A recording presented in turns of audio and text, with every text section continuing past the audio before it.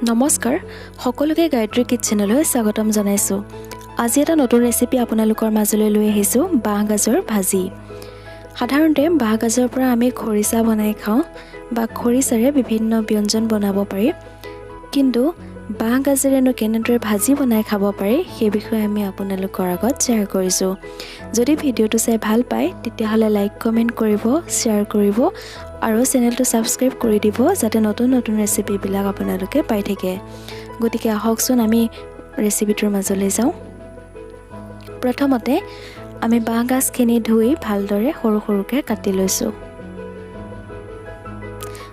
আপোনালোকে ইয়াতকৈ সৰু জোখতো কাটিব পাৰে। মই কেইফুটামান নহৰু লৈছোঁ, অলপ পিঁয়াজ লৈছোঁ আৰু অলপ চৌদা খাৰ লৈছোঁ, প্ৰায় 1.5 চামুচমান চৌদা খাৰ। চৌদা খাৰৰ পৰিৱৰ্তে আপোনালোকে কলা খাৰ ব্যৱহাৰ কৰিব পাৰে, যোনটো আঠিয়া কলৰ কল খাৰ সেইটো ব্যৱহাৰ কৰি চাব পাৰে। কেৰাহীত অলপ মিঠাতেল দি দিছোঁ।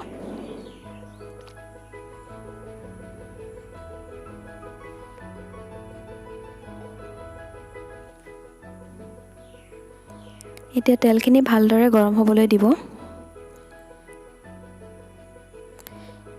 তেলখিনি গৰম হোৱাত আমি অলপ পাঁচফোৰণ দি দিছোঁ। মই পাঁচফোৰণ দিলে ভাজিটো খাই ভাল পাওঁ, গতিকে পাঁচফোৰণ দি দিব পাৰে আপোনালোকে। একেবাৰে সাধাৰণ বস্তুৰে বনোৱা ভাজি, ইয়াত একো বেলেগ মছলা ব্যৱহাৰ কৰা নাই, গতিকে আপোনালোকে এবাৰ বনাই খাই চাব পাৰে। এতিয়া আমি তেলখিনিত 1 চামুচ হালধি পাউডাৰ দিছোঁ।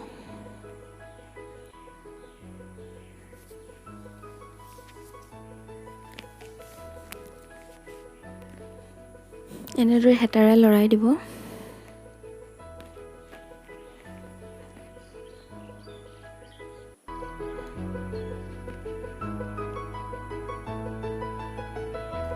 এতিয়া আমি তেলখিনিত কাটি থোৱা পিঁয়াজখিনি দি দিম।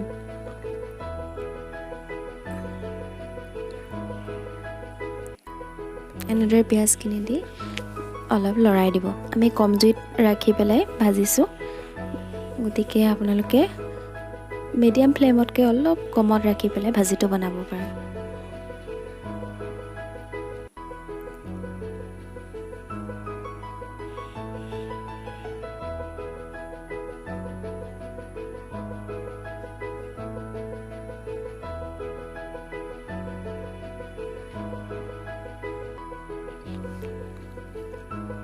এতিয়া আমি পিঁয়াজখিনিত কাটি থোৱা নহৰুখিনি দি দিম।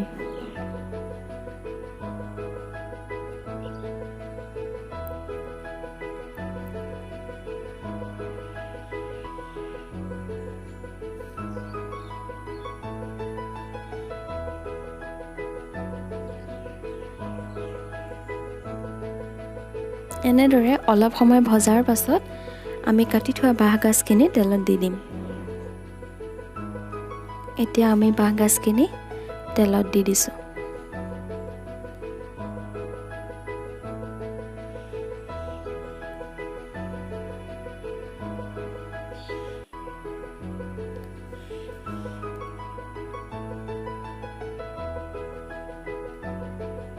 সাধাৰণতে বাঁহগাজৰ পৰা খৰিচা খোৱা হয়, গতিকে আপোনালোকে খৰিচা খোৱাৰ উপৰিও বাঁহগাজেৰে এনেদৰে ভাজি খাব পাৰে।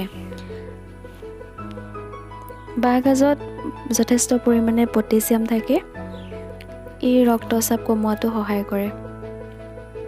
মই পঢ়িবলৈ পাইছিলোঁ, আৰু লগতে চুগাৰ, কাৰ্বহাইড্ৰেট, কেলৰি যথেষ্ট কম থাকে, গতিকে বাঁহগাজে ওজন কমোৱাটো যথেষ্ট পৰিমাণে সহায় কৰে।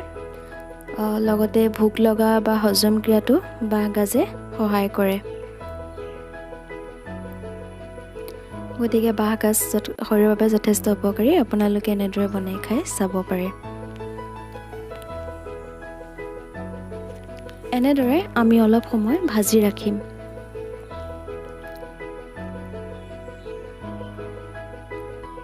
এতিয়া আমি 1 চামুচ নিমখ দি দিছোঁ। সোৱাদ অনুসৰি আপোনালোকে নিমখ দিব পাৰে।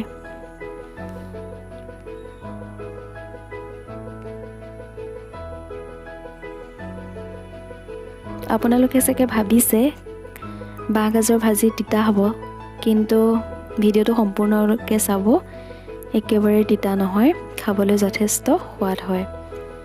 এনেদৰে ভাজি আমি ঢাকোন দি ৰাখি 15 মিনিটমান ভাজিম।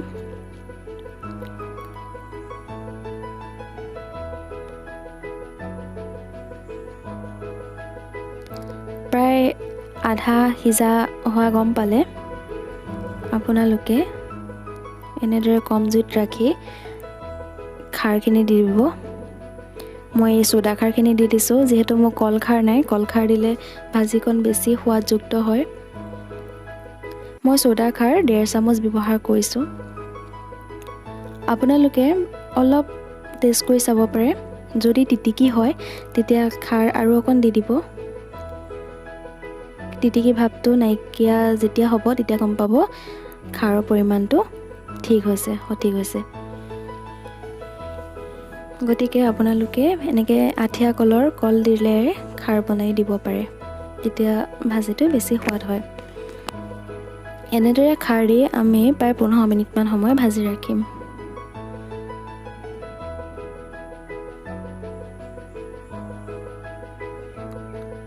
পোন্ধৰ মিনিটমান ভজাৰ পাছত দেখিছে ৰংটো চেঞ্জ হৈ গৈছে, যিহেতু খাৰ দি দিলোঁ সেইটো কাৰণে ৰংটো ৰঙা হৈ গৈছে।